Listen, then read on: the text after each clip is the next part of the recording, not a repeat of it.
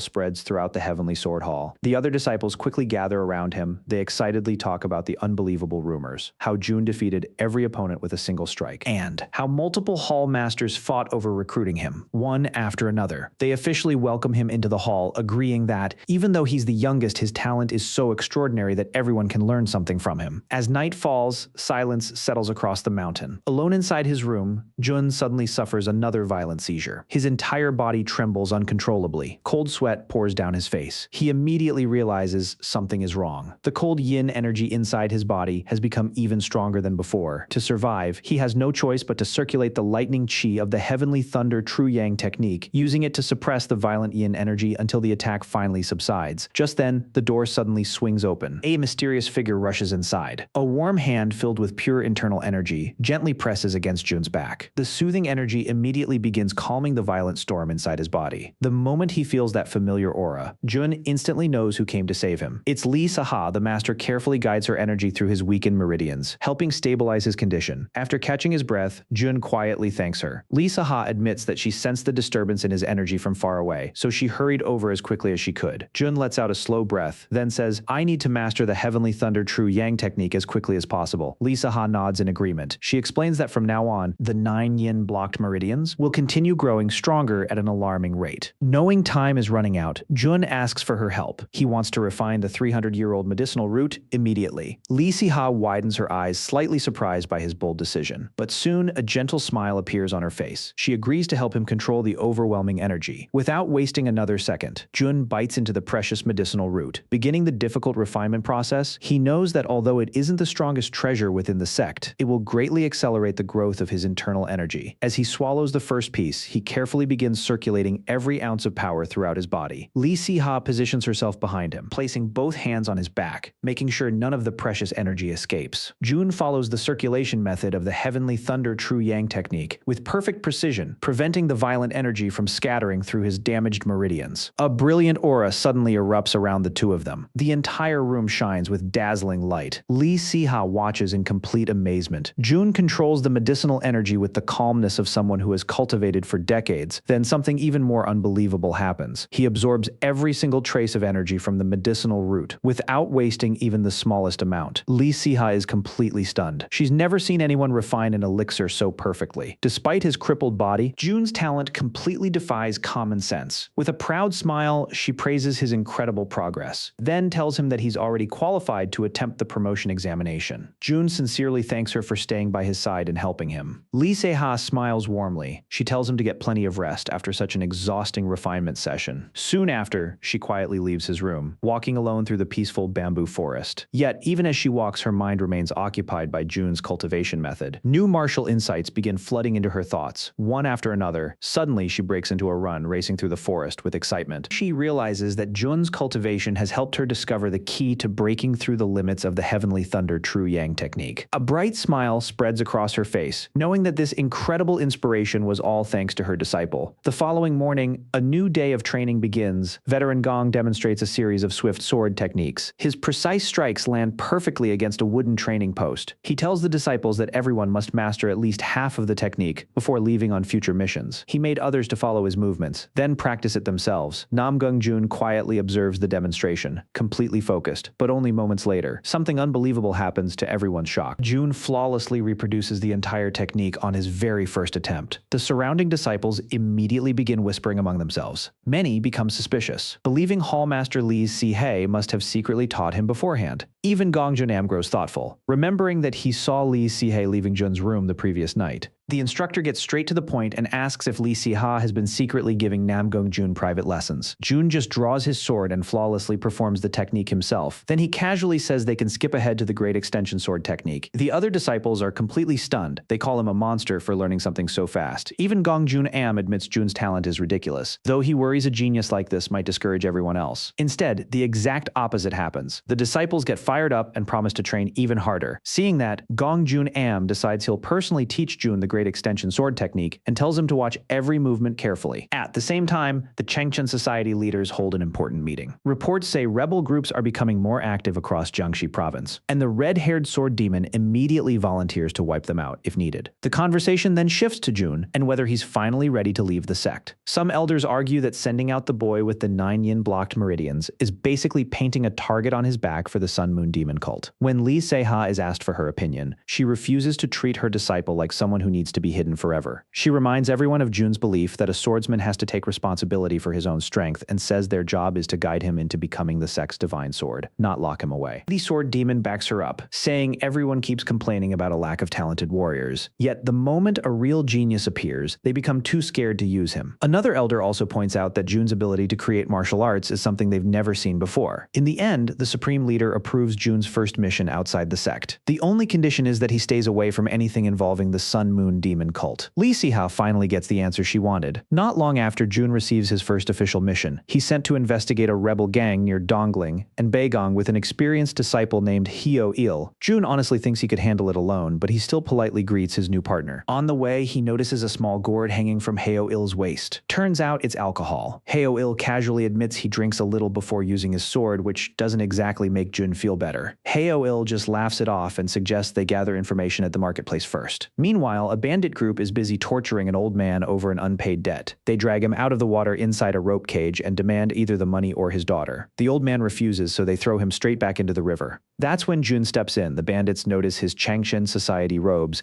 and laugh at the idea of a one-cloud disciple challenging them. Jun doesn't bother arguing. He activates the third form, covers his blade in blue lightning, and moves. Before anyone can react, every bandit on the pier is taken down in a single strike. As he lowers his sword, he coldly remarks that the filthy methods of the unorthodox sects never change. Jun and Hyo-il save the old man from the river, but he's still too weak to do much, besides thank them before running off. The gang leader is already out cold after Jun's lightning attack. Watching everything, Hyo-il realizes this rookie is anything but normal. Jun's speed, precision, and calmness are on a completely different level, and he already knows he's going to have one hell of a report to write. The mission continues as they arrive at the enemy hideout. The guard at the entrance barely has time to ask who's there before Jun cuts him down in one lightning-fast draw straw and walks straight inside. The bandits are busy celebrating after extorting innocent people and planning to sell kidnapped villagers when Jun kicks the door open and calls them out. They recognize his Changchun Society uniform and immediately rush him together. Jun charges his sword with lightning and wipes out several of them in one attack. The rest try to overwhelm him with swords and flying daggers, but he casually says they're way too slow and knocks every attack aside without moving from his spot. The survivors rush him all at once, only for Jun to disappear. He reappears above them, lands on their crossed blades, then slices through their hands and sends their weapons flying. The last guy standing is already calling him a monster before the gang leader finally steps in himself. At the same time, Heo-il sneaks into the prison area and quietly takes out every guard protecting the hostages. The plan works exactly as Jun intended, while he keeps every enemy focused on him. Heo-il frees the prisoners and assures them the Changchun Society has come to rescue them. Seeing that, Heo-il realizes Jun isn't just insanely talented. He also has the mindset of a true hero because he always puts the innocent first. Back outside, the gang leader is getting completely overwhelmed. Every exchange forces him farther back, and he can't understand how a kid has sword chi this terrifying. In desperation, he threatens to kill the hostages if Jun doesn't surrender. Jun just smiles, because that's exactly the reaction he expected. He reminds the bandit that he came here with a partner, and the leader instantly realizes he's been played from the very beginning. Panicking, he begs for mercy. Jun doesn't even answer. He flashes forward and cuts straight through the man's shoulder with a single precise strike that even cracks the ground beneath them. But before the fight is over, another enemy launches a surprise attack from behind. Even Jun doesn't have enough time to dodge, so instead, he put his sword away. Blue energy erupts around him as an enormous burst of internal force explodes across the battlefield, sending a massive pillar of blue light into the sky and blowing away all the dust. Then an elder in black robes shows up. He's surprised that someone as young as Jun blocked his twin palm strike, but after noticing Jun's one cloud rank, he gets furious that a rookie ruined his entire retirement business. Jun immediately realizes this gang was only part of something much bigger. Instead of attacking right away, he demands to know what this retirement business really is, and tells the old man to postpone retirement until after they're done talking. The elder responds with overwhelming force, but Jun counters him using the heavenly thunder palm technique he learned from the library. Lightning clashes with fire, and the explosion sends the elder sliding backward with his hands trembling from the electric shock. The old man instantly realizes Jun possesses the legendary karma-laden energy. Greedy for that power, he attacks again with a massive fire technique, but Jun effortlessly dodges everything and turns the elder's own momentum against him. The elder then activates the heaven-devouring art and tries to absorb Jun's pure yang energy. Jun mocks him for relying on such a cheap demonic technique, which only makes the old man even more desperate. As the elder lunges in again, Jun leaps onto a rooftop and asks if he really sided with the Sun Moon Demon cult just to learn that pathetic absorption art. The elder openly admits it. That's all Jun needed to hear. In the next instant, he cuts off both of the elder's hands before the man can even react, then slams him back into the ground. Completely defeated, the elder begs for mercy. Jun ends the fight with one final lightning strike that calls down a massive bolt from the sky and finishes him for good. After the battle, Jun searches the body and finds a strange book. Heo-il arrives and is shocked to see Jun has already defeated Elder Sango, a demonic cultivator working with the Sun Moon Demon cult. He can't believe a rookie took down two major criminals on his very first mission. When Heo-il examines the book, he realizes it's actually a registry. Right then, one of the rescued children runs over crying because her sister is still missing. The other villagers explain that several children were taken away before the rescue. The registry confirms their worst fear. Those children were sold to the Sun Moon Demon cult. Jun immediately wants to go after them, but Heo-il refuses. He tells Jun their mission is over and orders him back to the sect because he was given strict instructions to keep him away from anything connected to the Sun Moon Demon cult. Jun clenches his fist in frustration, realizing the sect is still holding him back even after everything he just accomplished. Heo-il heads for the exit and insists Jun has no business going anywhere near the demon cult. Jun tries to accept the order, but he can't bring himself to abandon the kidnapped children after already drawing his sword to protect them. He finally calls out the hypocrisy of ignoring injustice after choosing the righteous path in the first place. That gets through to Heo-il. Impressed by Jun's sense of justice, he changes his mind and agrees to track the cult together. Jun asks if they can still track them after the delay. Heo-il confidently reveals his nickname, the Sure-Finding Sword. The two immediately take off through the forest using Changchun Society movement techniques to cover ground fast. Heo-il suddenly changes direction after spotting fresh footprints. He recognizes the enemy's steps and knows they're close. Jun is amazed by his partner's tracking ability, especially at that speed, and starts wondering if Heo-il learned from some legendary master. Jun also realizes why Heo-il wanted him to turn back. This mission is seriously dangerous. Even with all his training, Jun's damaged body is already struggling to keep up. He has to stop and catch his breath, while Heo-il barely slows down. Eventually, Hyo-il spots their target. 2 carriages packed with prisoners are heading toward the river to escape by raft. If they reach the boat, the children will be almost impossible to save. Jun suggests attacking immediately, but Hyo-il notices how exhausted he is. Jun realizes his veteran partner had actually been slowing down the entire time to help him keep pace. Hyo-il tells Jun to conserve his strength and rushes ahead alone to buy time. The convoy guards have no idea what's coming. Hyo-il starts the attack from a distance, sending hidden blades into the escorts and dropping several men before they even understand where the attacks are coming from. The convoy leader quickly figures out what he's doing and orders everyone to keep moving. He knows Hyo-il is alone and can't stop the entire convoy. Realizing they're too smart to chase him, Hyo-il switches tactics. He draws his sword and cuts down one of the horses, bringing the main carriage crashing to the ground. The children trapped inside start screaming for help. Hyo-il tears open the wreckage and finds several kids tied up inside. Seeing them treated like this immediately pisses him off. Before he can free them, an enemy jumps down from another carriage and kicks him away. Hyo-il realizes the man's strength is no joke. The enemy mocks him for being afraid, but Hyo-il sarcastically questions whether this is really fear.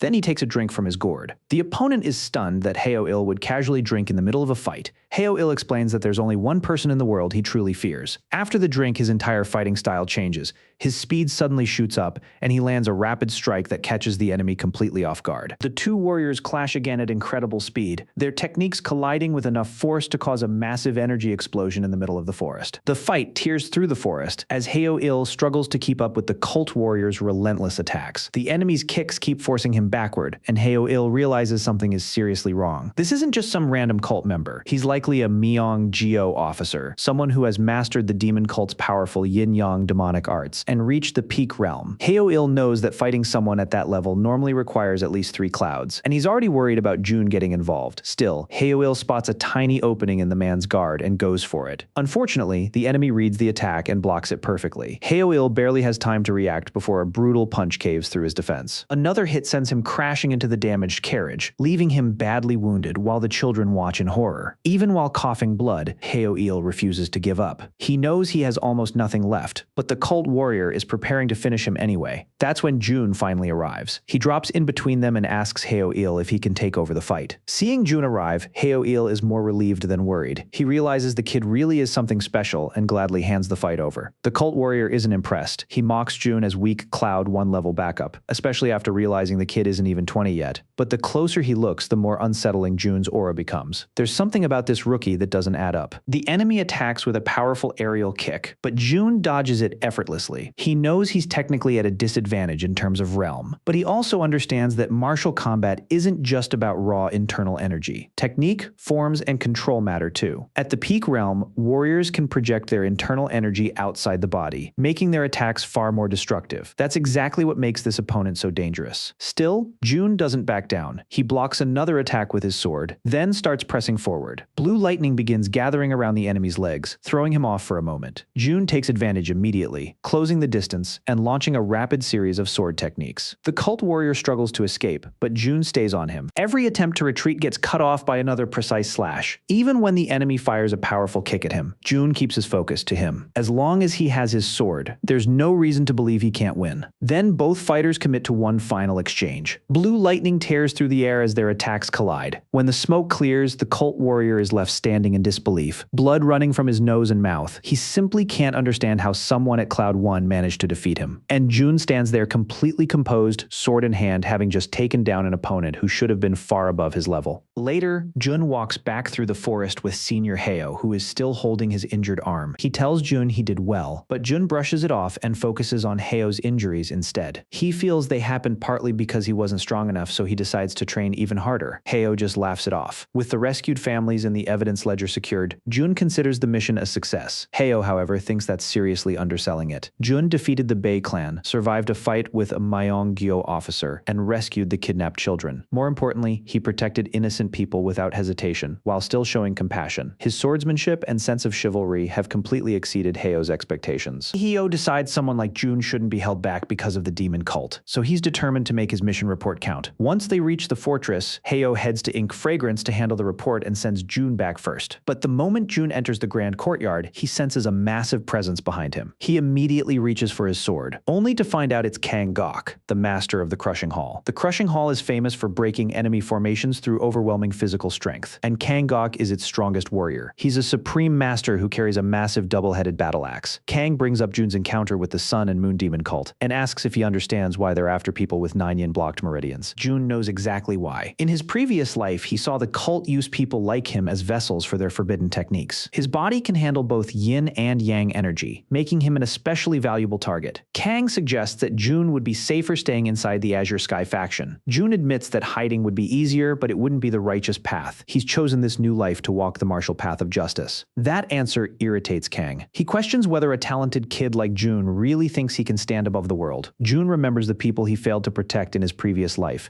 and makes it clear that arrogance isn't driving him. His sword follows the righteous path, and he'll stick to it until the very end. Kang warns him that the demon cult will hunt him for the rest of his life. Then he decides to test June himself. Kang leaps into the air and brings his massive axe down with enough force to crush an ordinary warrior. June draws his sword and blocks it head-on. Even Kang is surprised that the young disciple doesn't get blown away. The attacks keep coming, each one stronger than the last. June can't afford to clash with that overwhelming strength directly, so he reaches into his past life memories and recreates the Great Wind sword art. Instead of fighting the axe's power, June uses circular movements to redirect it. Their weapons collide, creating a massive shockwave that shakes the surrounding buildings. Even then, Kang's internal energy is on another level. June gets pushed backward and digs his sword into the stone floor, just to keep himself standing, carving a huge trench across the courtyard. When the dust settles, June is still standing. Kang looks at the damage and realizes something surprising. Even he was forced backward by that exchange. Seeing June refuse to abandon his convictions despite facing a Peak Realm master, Kang finally approves of him. He reminds June that he isn't alone anymore. The Azure Sky faction stands behind him now. For the first time, Kang smiles and acknowledges that despite his age, June has already found a martial path worthy of respect, and with his talent officially recognized, June is ready for whatever comes next.